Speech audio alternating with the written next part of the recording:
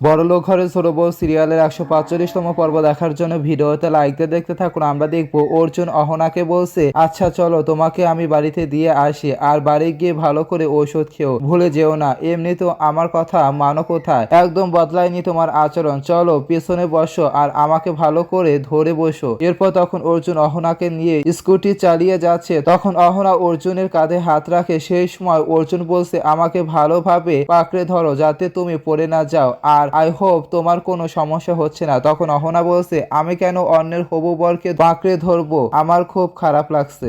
সেই সময় অর্জুন মনে মনে বলছে, আমার খুব ভালো লাগছে, কতদিন হয়ে গেছে তোমাকে সইনি। মা তো অন্য মেয়ের সাথে বিয়ে ঠিক করে রেখেছে আমার, ওনার মুখের উপর মানা করতে পারছি না। আমি জানি না কিভাবে ওর সাথে থাকবো। উপরালা সাহায্য করুন, এমন কিছু করুন যে অন্য কাউকে নিজের জীবনে আনতে না হয় আমাকে। এদিকে অহনা মনে মনে বলছে, কতদিন পর তোমাকে শুয়েছি আমি, আজ তোমার নাম নিয়েছি আমি তোমার সামনে, কিন্তু তারপরও মনে হচ্ছে সবকিছু আগের মতো যা ছিল তাই আছে। তোমার ছোঁয়াতে আমার মনে হচ্ছে তুমি শুধুমাত্র আমারই হক, আমার। এর পরের পার্টে বাড়িতে সত্য মামা অহনাকে বলছে, দুর্গা তোমার কাছে রিকোয়েস্ট করেছে। তখন অহনা বলছে, জি বলো কি বলেছে উনি। তখন সত্য মামা বলছে, এই বিয়ের সময় তোমার জন্য একটা শাড়ি কিনেছে, আর ও বলেছে শাড়ি তুমি পরো, তুমি পরবে না। সেই সময় অহনা চুপ করে থাকে। এদিকে বাড়িতে অর্জুনের বোন বলছে, ছোট তুই ভুল করছিস, তুই কি সব অহনার সাথে মিটিয়ে নিতে পারিস না। তখন অর্জুনও চুপ করে থাকে। তো বন্ধুরা কেমন লাগলো কমেন্টে কিন্তু জানিয়ে দেবেন।